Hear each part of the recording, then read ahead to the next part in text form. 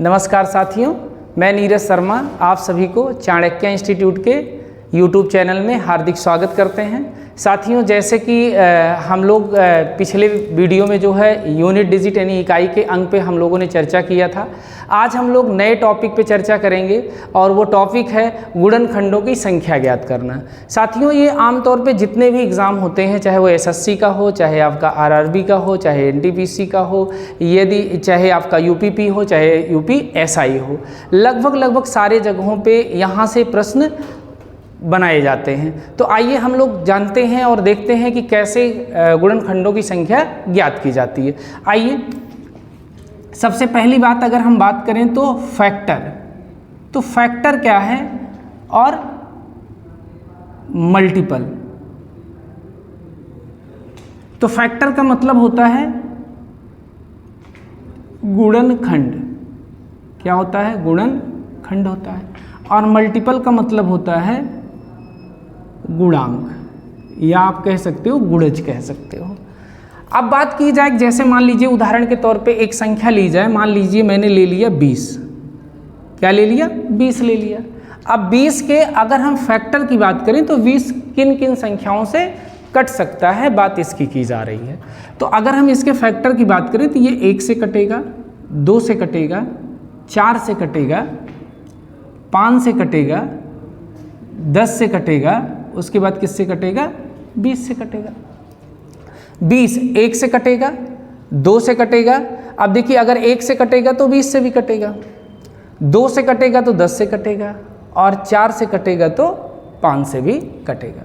तो 20 के जो फैक्टर हैं वो कितने हैं? 1 2 3 4 5 6। लेकिन अगर 20 के मल्टीपल की बात किया जाए कि 20 के कितने मल्टीपल हो सकते हैं, तो मल्टीपल कितने हो सकते हैं दोस्तों? 20 दूना 40, 20 तिहाई 60, 20 चौक 80। यानी इसके मल्टीपल कहाँ तक जाएंगे? तो इनफाइनाइट तक जाएंगे। इट मीन्स किसी भी संख्या का जो गुणनखंड होता है यानी फैक्टर होता है उसकी लिमिट होती है, लेकिन जो मल्टीपल होता है उसकी लिमिट नहीं होती। वो कहाँ तक होता है? अनंत तक होता है। तो साथियों, इसीलिए जो चीज़ अनंत तक है, जिसको ज्ञात ही नहीं किया जा सकता है, उसको ज्ञात करने की कभी ज़रूरत भी नहीं होती है। मतलब यही कारण है कि आप किसी संख्या के मल्टीपल की संख्या कभी नहीं पूछता है। पूछता क्या है? तो पूछता है फैक्टर यानी कि गुणनखंडों की संख्या पूछता है। क्योंकि जो फैक्टर होता है उसकी क्या होती है? लिमिट होती है। इट मीन्स वो एक निश्चित संख्या में होता है जिसे हम ज्ञात कर सकते हैं। अब अगर हम बात करें कि फैक्टर में हम कैसे फैक्टर निकालेंगे जो है, तो आइए साथियों इस पे हम लोग चर्चा करते हैं। अब मान लिया जाए कि यदि हम बात करें कि 100 के भाजकों की संख्या बताइए या गुणनखंडों की संख्या बताइए। भाजकों की संख्या, तो साथियों क्या हो जाएगा? 100 के भाजकों की संख्या, तो हम सबसे पहले ये करेंगे कि 100 के क्या करेंगे दोस्त? अभाज्य गुणनखंड करेंगे। क्या करेंगे? अभाज्य गुणनखंड। यदि हम 100 का अभाज्य गुणनखंड करेंगे तो हम 100 को किससे काटेंगे? मान लीजिए अभाज्य गुणनखंड करते हैं तो 2 से काटते हैं, 2 पंचे 10 0। फिर 2 से काटते हैं तो कितना आएगा? 2 5। फिर इसको किसको काटते हैं? 5 से काटते हैं तो 5 25। और फिर किसको काटते हैं? 5 से, तो क्या आ जाएगा? 1। इट मीन्स हम ये कह सकते हैं कि 100 जो है इसका जो अभाज्य गुणनखंड होगा वो क्या होगा? 2 की घात 2 होगा और गुणे 5 की घात 2 होगा। तो अब क्या करना है आपको? जो है यहाँ पे 2 घात है, यहाँ पे 2 घात है। तो जब भी आप अभाज्य गुणनखंड कर लेते हैं किसी भी संख्या का, तो आप उसकी जो घात है उस घात में दोस्त क्या, जैसे यहाँ पे घात 2 है और यहाँ पे घात 2 है, तो अगर हम गुणनखंडों की यानी नंबर ऑफ फैक्टर निकालें, नंबर ऑफ फैक्टर, तो अगर हम नंबर ऑफ फैक्टर निकालते हैं तो हमको करना क्या होगा?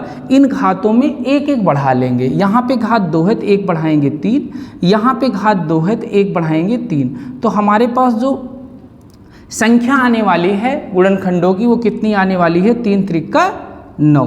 यानी अगर हम बात करें कि 100 में, तो आप ये बता सकते हो कि 100 में जो गुणनखंडों की संख्या होती है वो कितनी होती है दोस्तों? 9 होती है। तो आपको कुछ भी नहीं करना, कितनी सिंपल सी बात है। मैंने आपको बताया क्या?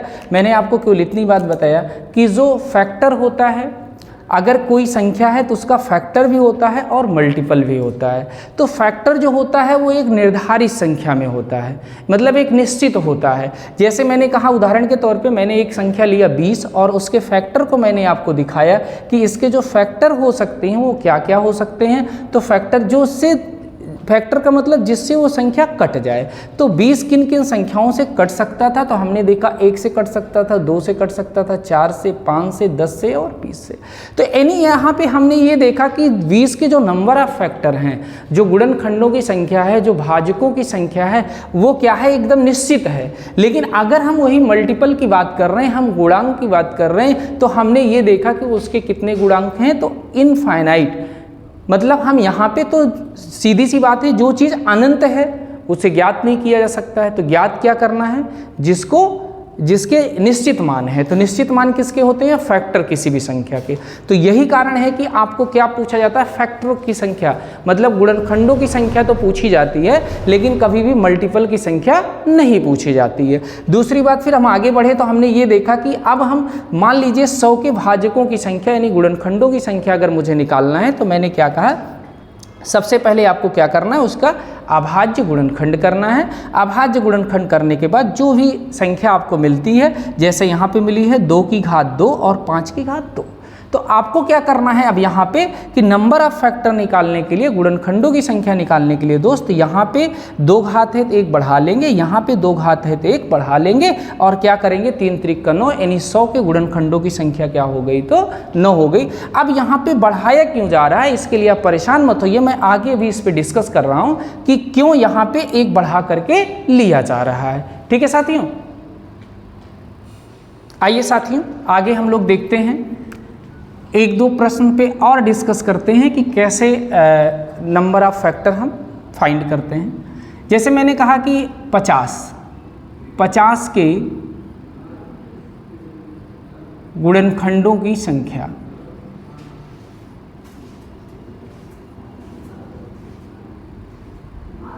तो आइए साथियों देखते हैं 50 के गुणनखंडों की संख्या क्या होगी। तो हमने आपको बताया कि आपको करना क्या है दोस्तों, आपको सबसे पहले एक काम करना है, 50 का अभाज्य गुणनखंड करना है। क्या करना है, अभाज्य गुणनखंड करना है।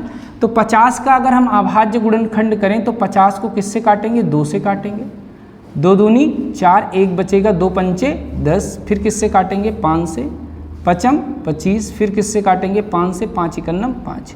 यानी अगर हम बात करें 50, तो दोस्त 50 का जो अभाज्य गुणनखंड है वो क्या मिलने वाला है, तो आप कहोगे 2 की घात 1 गुणे 5 की घात 2, 2 की घात 1 गुणे 5 की घात 2। मैंने ये बताया कि अगर आपको निकालना है नंबर ऑफ फैक्टर, क्या निकालना है, नंबर ऑफ फैक्टर, गुणनखंडों की संख्या, तो आपको क्या करना है, आपको कुछ नहीं करना, कितनी आसान बात, जो घात है इसी घात में क्या करना है, 1 बढ़ा के मल्टीप्लाई करा लेना है। इट मीन्स यहाँ पे 1 है तो हम क्या कर लेंगे, 1 + 1 कर लेंगे, और यहाँ पे 2 है तो हम क्या करेंगे, 2 + 1 कर लेंगे।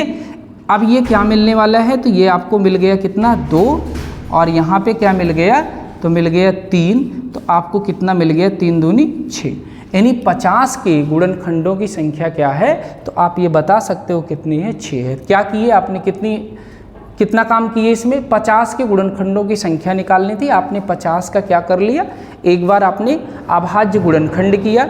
अभाज्य गुणनखंड करने के बाद आपने जब देखा तो 2 की घात 1 गुणे 5 की घात 2 आपको मिला। इसके बाद आपने क्या किया, तो नंबर ऑफ फैक्टर जब निकाला तो आपको बताया ये गया कि जहाँ पे जो घात है उस घात में साथियों क्या करना है, 1 प्लस कर देना है, और 1 प्लस करके क्या करना है, मल्टीप्लाई करा लेना है। तो यहाँ पे 1 प्लस किया और यहाँ पे 1 प्लस किया, तो ये हो गया आपका 2 और ये हो गया आपका 3। अब इसका गुणा करा लिया तो कितना आ गया दोस्त, 3 दूनी 6 आ गया। अब साथियों हम लोग ये भी सीखेंगे आगे चल के, अब सीखने चल रहे हैं कि यहाँ पे 1 प्लस क्यों किया जाता है, इसको भी मैं आपको डिटेल में पूरी तरीके से समझाने की कोशिश कर रहा हूँ। आइए साथियों देखते हैं, यदि हम आपसे बात कर रहे हैं 200 के गुणनखंडों की संख्या, 200 के गुणनखंडों की संख्या, तो आइए साथियों यहाँ पे हम पूरा डिटेल सीखते हैं कि प्लस क्यों किया जाता है, उस पे भी हम लोग यहाँ पे चर्चा करते हैं। सबसे पहले हम क्या करेंगे, मैंने आपको ये बताया कि आपको करना क्या है कि 200 का अभाज्य गुणनखंड करना है। तो इसको हम किससे काट दिए, 2 से काट दिए तो कितना आ गया, 200 आ गया। फिर 2 से काट दिए कितना आ गया, 50 आ गया। फिर 2 से काट दिए कितना आ गया, 25 आ गया। फिर 5 से काट दिया तो कितना आ गया, 5। और फिर 5 से काट दिया तो 1। तो जो 200 का जो अभाज्य गुणनखंड आया वो क्या आया, 2 की घात 3 आया और गुणे 5 की घात 2 आया। तो साथियों बस केवल अभी इतना सा काम किया गया कि 200 के गुणनखंडों की संख्या निकालनी थी। तो सबसे पहले 200 का क्या किया गया, अभाज्य गुणनखंड किया गया। और जैसे ही 200 का अभाज्य गुणनखंड किए तो हमको मिला 2 की घात 3 गुणे 5 की घात 2 मिला। अब हमको क्या करना है कि हम करते क्या थे, अभी तक हमने आपको यही बताया कि जो भी अभाज्य गुणनखंड करने के बाद संख्या आती है उसकी घात जो होगी उस घात में 1 प्लस करके एक बढ़ा के हम क्या करते थे, गुणा कर लेते थे। तो हमको कुल गुणनखंडों की संख्या प्राप्त हो जाती थी। अब वो 1 प्लस क्यों करते थे इसके बारे में हम आपको डिस्कस करने चल रहे हैं। यहाँ पे आपको 2 की घात क्या है, 3 है। यहाँ 5 की घात क्या है, 2 है। तो आइए इसको हम 0 घात से लिखना शुरू करेंगे। 2 की घात 0, 2 की घात 1, 2 की घात 3, 2 की घात 2 और 2 की घात 3। मतलब 0 घात से लिखना शुरू करेंगे और वहाँ तक लिखेंगे जहाँ तक ये दिया गया है। यानी 2 की घात 3 था तो 0, 1, 2, 3। ठीक है दोस्त। आगे 5 की घात 2 है तो 5 की घात 0, 5 की घात 1 और 5 की घात 2। अब यहाँ पे अगर हम आपको देखें कि यहाँ पे अब क्या होने वाला है, तो अगर हम 200 को फैक्टर, यहाँ इसकी वैल्यू क्या होती है दोस्त, तो 1 होती है। इसकी भी वैल्यू क्या होती है, 1 होती है। इसकी वैल्यू क्या होती है, 2 होती है। इसकी वैल्यू 5 की घात 1 की 5। 2 की घात 2 की वैल्यू 4 होगी। 5 की घात 2 की वैल्यू क्या होगी, तो 25 होगी। और 2 की घात 3 का मान क्या होगा, 8 होगा। तो यहाँ पे हम देख रहे हैं कि कितने फैक्टर हो सकते हैं इसके। तो 2 से 1 में गुणा कराते हैं तो क्या मिलेगा आपको, 1 मिलेगा। 2 से आप 5 में गुणा कराते, 1 से 5 में गुणा कराओगे तो क्या मिलेगा, 5 मिलेगा। और 1 से आप 25 में गुणा कराओगे तो क्या मिलेगा दोस्त, तो आपको मिलेगा 25। 2 से आप 1 में गुणा कराओगे तो क्या मिलेगा, 2 मिलेगा। और 2 से आप 5 में गुणा कराओगे तो 5 दूनी 10 मिलेगा। 5 दूनी 10 मिलेगा। आगे हम लोग देखते हैं कि यदि हम 2 से 25 में गुणा कराते हैं तो 25 दूना 50 मिलेगा। और 4 से 1 में गुणा कराते हैं तो 4 एकन्नम 4 मिलेगा। 4 से 5 में गुणा कराते हैं 5 चौक 20 मिलेगा। और इससे इसमें गुणा कराते हैं तो 25 चौका 100 मिलेगा। 8 से गुणा कराते हैं तो 8 एकन्नम 8। और 8 से इसमें कराते हैं तो 8 पंचे 40। और 8 से 25 में कराते हैं तो 25 अट्ठे 200। तो यहाँ पे आप देखिए कितने फैक्टर आए हुए हैं, 1, 2, 3, 4, 5, 6, 7, 8, 9, 10, 11, 12।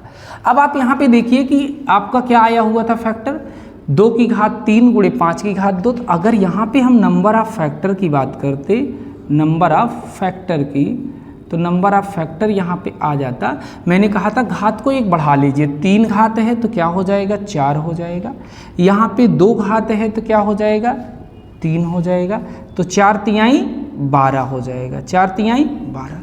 तो दोस्तों देखिए, जो चीज़ आप इतनी आसानी से जान सकते थे तो ये चीज़ हमने आपको डिटेल करके ये चीज़ दिखाया कि यदि आप ये जानना चाहते हैं कि 1 प्लस क्यों किया जाता है, तो 1 प्लस क्यों किया जाता है तो आप एकदम सामने आपको दिख रहा है, क्योंकि जो भी घात आपके पास होती है उस घात को आप 0 से लिखना शुरू करते हो। 5 की घात 0, 5 की घात 1, 5 की घात 2।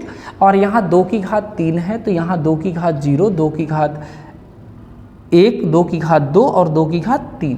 तो आप देख रहे हो 0 से लेकर के कहाँ तक लिखे हो, तो आप 3 तक लिखे हो। तो कितनी बार लिखा गया, जरा देखिए, काउंट करिए इसे, 1, 2, 3, 4 बार। इसीलिए क्या किया था, 1 बढ़ा लिया गया। यहाँ पे कितनी बार लिखा गया, 1 2 3 बार, इसीलिए यहाँ पे क्या किया गया, 1 को बढ़ा लिया जाता है। यही कारण है कि 1 बढ़ा के मल्टीप्लाई करा लिया जाता है, तो आपको क्या मिल जाता है दोस्त, कुल गुणनखंडों की संख्या मिल जाता है। ठीक है साथियों, आगे आइए, अब आगे की तरफ बढ़ते हैं हम लोग। आइए साथियों, एक क्वेश्चन देखते हैं इसी बेस पे। 250 के गुणनखंडों की संख्या, गुणनखंडों की संख्या। तो आइए साथियों, सबसे पहले हम देखते हैं, मैंने आपको बताया कि आपको क्या करना है, 250 का अभाज्य गुणनखंड करना है। इसको 2 से काट लिए, 2 × 2 2 दूनी 4, 1 बचेगा, 2 पंचे 10। फिर इसको किससे काटेंगे, 5 से काटेंगे, 5 दूनी 10 और 5 25। फिर 5 से काट दिया तो 5, फिर 5 से काट दिया 1। तो साथियों, आपका 250 का जो अभाज्य गुणनखंड आया वो 2 की घात 1 गुणे 5 की घात क्या आया दोस्त, तो 3 आया।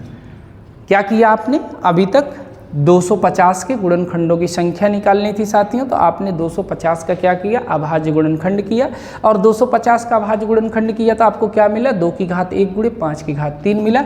मैंने आपको बताया क्या कि नंबर ऑफ फैक्टर निकालना है। क्या निकालना है दोस्त, नंबर ऑफ फैक्टर निकालना है। तो आपको क्या करना है, यहाँ जो घात है उसमें एक प्लस कर लेंगे, 1 है तो 2 हो गया, और 3 है तो क्या हो गया दोस्त, 4 हो गया, तो 4 दूनी 8 हो गया।